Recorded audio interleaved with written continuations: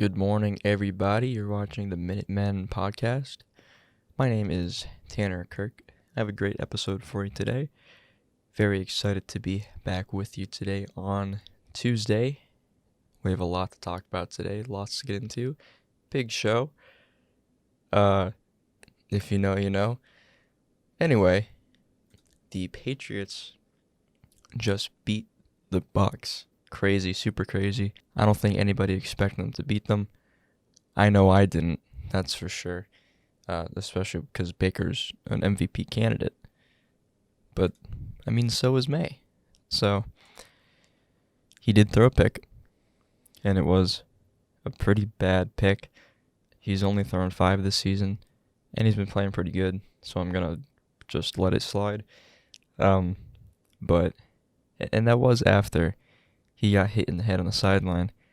I don't know if you guys saw that, but it wasn't called for any kind of unnecessary roughness or anything, but he did get hit in the head.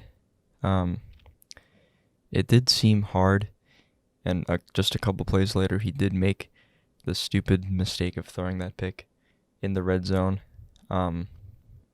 which I think there might be some kind of mild concussion, if it's even a concussion. I don't know. I could just be saying stuff, but besides Drake Maye's weekly phenomenal game, Trayvon Henderson definitely stepped up a bunch since Stevenson's been hurt. 14 for 147, 2 touchdowns. He averaged 10.5 yards a carry, which is insane. He just looked great. He was super fast.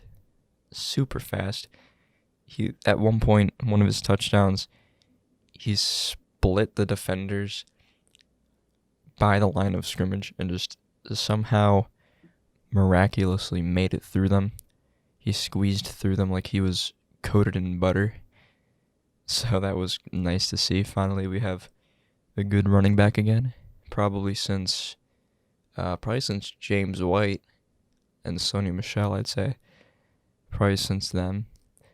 And like I said last episode, Kyle Williams has to step up since Kayshon Boutte's going to be hurt.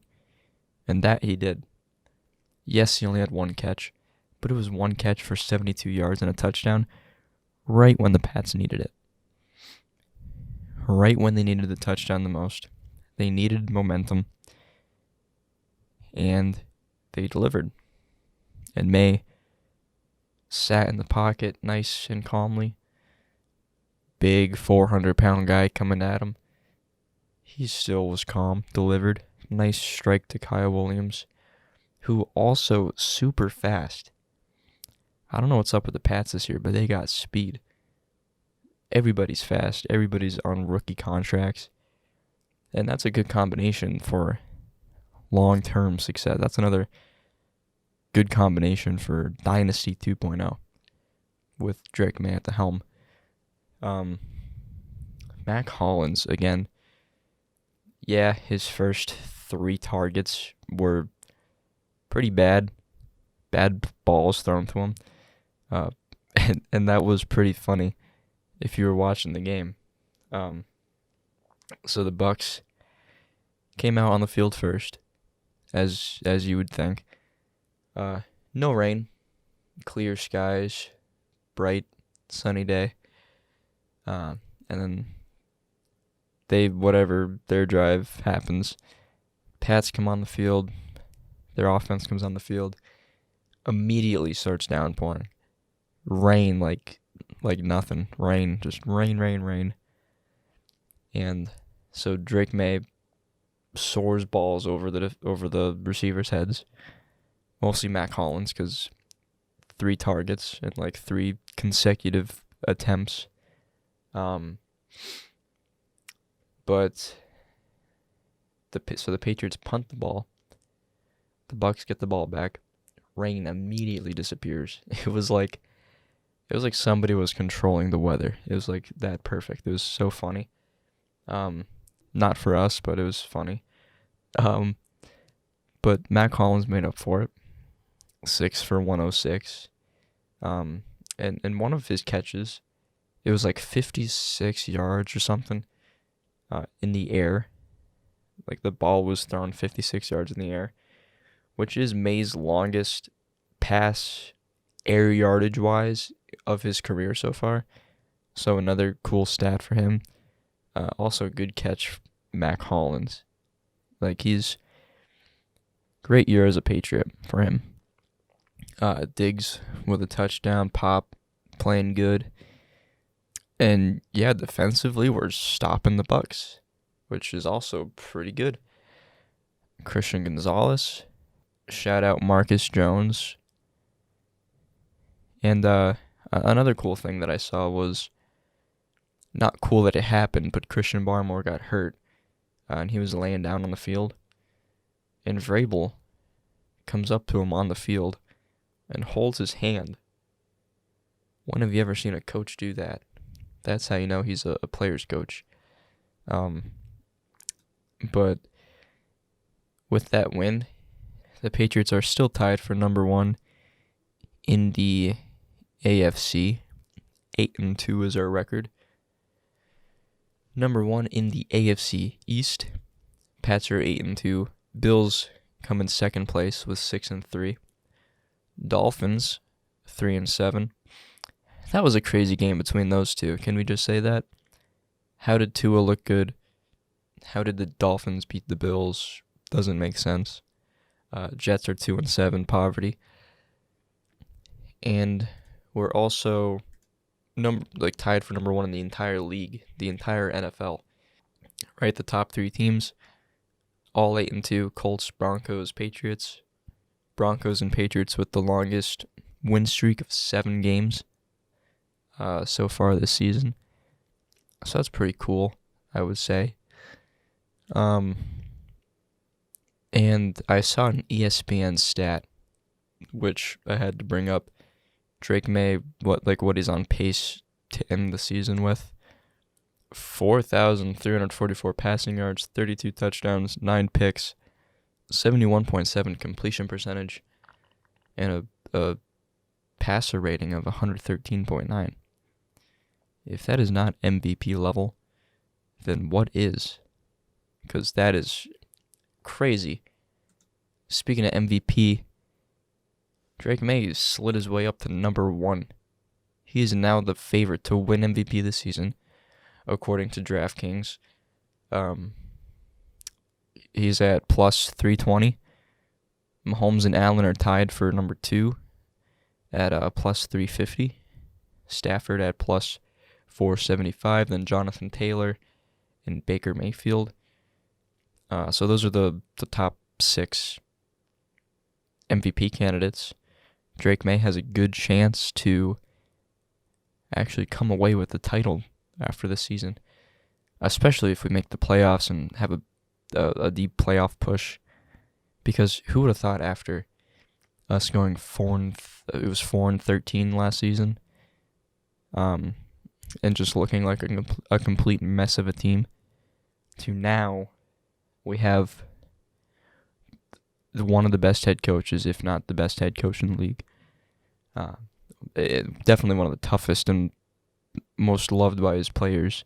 And now a MVP caliber quarterback. Which, if you watched any Pats games last season, you knew that Drake Maye had the potential. He had the potential. He just didn't have the players around him. Didn't have the coaching. He had Gerard Mayo. Let's be real. Had Gerard Mayo, had I think it was AVP Alex Van Pelt as his offensive coordinator, which it's a little not great. It could have worked a little bit better, but it just didn't work out between the two teams. But McDaniels was able to just come up with the perfect game plan against Todd Bowles. Todd Bowles is the Bucs defensive coordinator, if you don't know. And he's a really good defensive coordinator. They're one of the top defenses in the league, if not number 1, especially for holding quarterbacks under, I think it's like 250 yards passing or something like that. It's something insane. And, of course, Drake Maye threw for over that against them. So that's always good to see. And after the game, when the players were heading back to the locker room, Vrabel was in there, of course, giving everybody handshakes like he always does. And he kept calling us the NFC South champs, which, if you don't know, the Pats' NFC division we played this year was the NFC South. Played the Saints, Falcons, Panthers, Bucs, beat them all. So we swept the NFC South. And maybe he was also saying it as we beat the NFC South champs. And we're not directly the NFC South champs. Either way, it works both ways. So that was pretty funny to see. And, after that win, people have to stop saying that our schedule is so weak and that we're not a real team because of that. Because we just beat the Bucs, one of the best teams in football right now. One of the most unstoppable teams in football right now. And now we're going to go play the New York Jets at home. Garrett Wilson's injured. They have Justin Fields who can't pass. Throws for like negative passing yards in games. He's just terrible. Let's be real. And him against our defense, we might get like 20 interceptions, 20 sacks. Really, if you just take away Breece Hall, it's going to be hard not to beat them. We're going to have to like have a flag every single play to lose. We're going to have to beat ourselves to lose to the Jets. And that's going to be tough to do. But we play them Thursday night, 8:15 p.m. Eastern Time, wearing our Nor'easter rivalry jerseys. Already said how much I like those ones. Super clean, super cool. Can't wait to actually see them be worn in a game. See how they look on TV. That'd be pretty cool. But yeah, Pats Jets, that should be an easy win. Move us to 9-2. The Pats record against the Jets all time, 75, 56, and 1. So I'd say we have a good shot. And since 2000, in the last 25 years, we've beaten them 38 times, only lost to them 12 times. So yeah, I'd say we have a pretty good shot there at beating them. And yeah, like I said, the only way we don't beat them is if we beat ourselves. If Drake Maye somehow becomes Tua after the concussions, post gang signs Tua. Or if Drake Maye gets hurt and Josh Dobbs has to go in, which would not like to see that, but that's the only way that the Jets will beat us.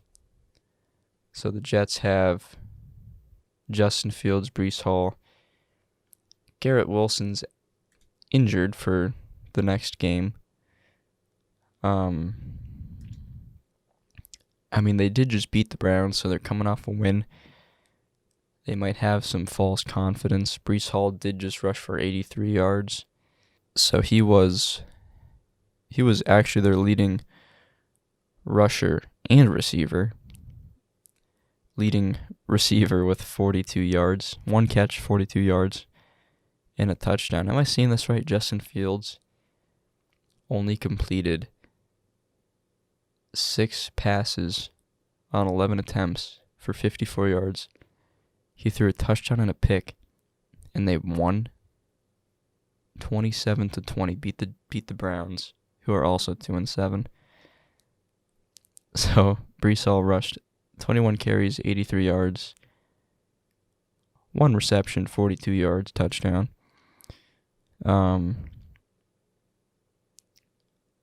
The next receiver with the most yards is Mason Taylor and Isaiah Williams. One reception for 4 yards, and then 3 yards and 1 yard. So it's safe to say they're not efficient moving the football. Kenny Nwangwu, I don't know how to say his name. He's their kick returner. 143 yards. He got a kick return touchdown, which kick return touchdown, and I don't know if that's saying he has both a kick return touchdown and a punt return touchdown, but it's giving him 1 touchdown in each category. I think that might just be he has 1 touchdown for the game.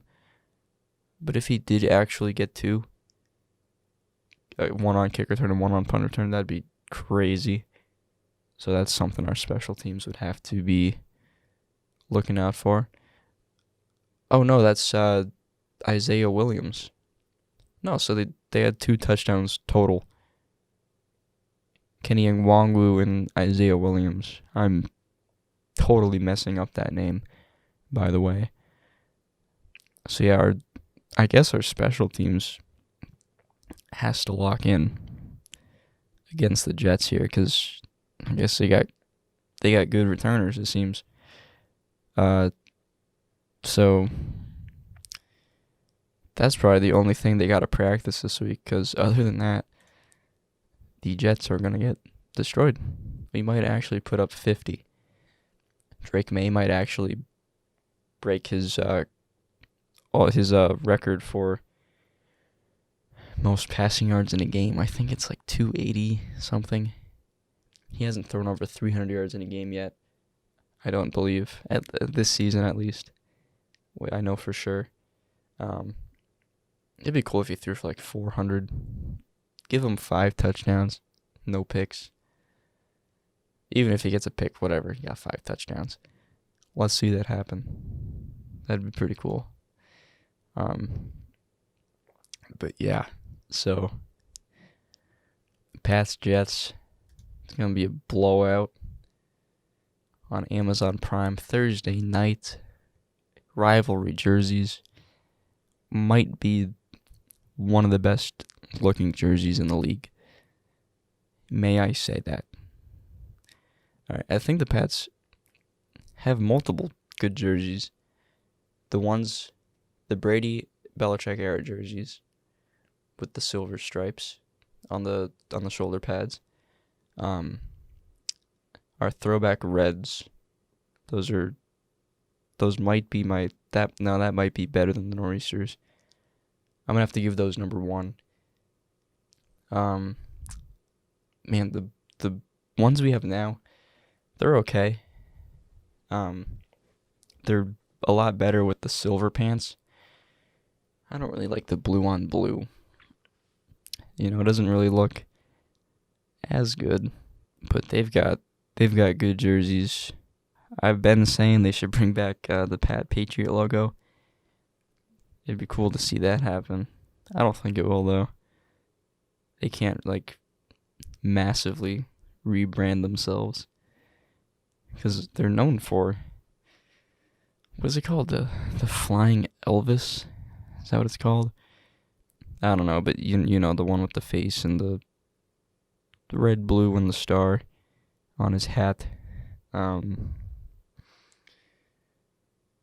Brady made those so popular. That'll be a good game to watch. And one of the only games I'll get to watch in full this season, because I work most of the times. And I work a lot of weekends. That's what retail will do to you. Work a lot of weekends, miss a lot of Pats games. Unfortunate. But yeah, Thursday I'll actually get to watch the game. So that'll be pretty cool. Get to see Drake Maye shine. And it would be super cool to see, actually go to a Pats game this year. Now that we're really good. Almost Super Bowl level good. And I can brag a little bit because last year I did go to the Pats-Texans game at Gillette, which when I got the tickets, so my brother got them for me for my birthday. We both went. And when he got the tickets, we didn't know who was going to start and what the jerseys were going to be. And a couple weeks before that, we saw that they were going to wear the red jerseys, which are my favorite jerseys. And that Drake Maye was going to be called the starter. It was his first ever NFL game, the Pats-Texans game. And I was there. Pretty good seats. So that was awesome. Got to see Drake Maye. First ever NFL game. Which, if he turns out to be a Hall of Fame player, that'll be cool to say, 50 years from now. Oh, hey, I actually saw Drake Maye play in his first ever game. When I'm 70 years old. Talking about Drake Maye like people talk about, who do people talk about? Joe Montana. If Drake Maye will be like Joe Montana. Hopefully better. One could hope. Who knows? I'm just a Pats fan that grew up with Brady. So, it was a long 5 years having to wait around for a guy like Drake. And that's crazy. He's only 3 years older than me. So, I don't know. It feels like, because now people being drafted into the NFL are now born in the early 2000s. Which is super strange, because now it's that's my age group that are now going to the NFL. Super strange, but, they're all really good. All the young players are super good. Everyone's just faster now, more athletic. Even linemen now. Linemen before used to just be fat and strong. Now they're fat, strong, and fast, which is dangerous.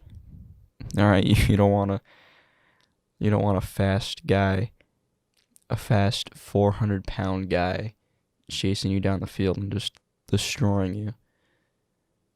But that's what happens now. Now in the NFL in 2025. Anyway, that's all I got for you guys today. Thanks for tuning in.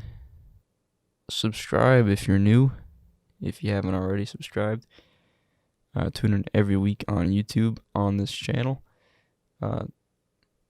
Only say subscribe so you don't miss any episodes. Turn on notifications maybe, so you get notified when I do post. And I'm trying out posting clips. I don't know if you guys like the clips or if you just like the long form shows. We'll see what happens with that. Anyway, see you guys later.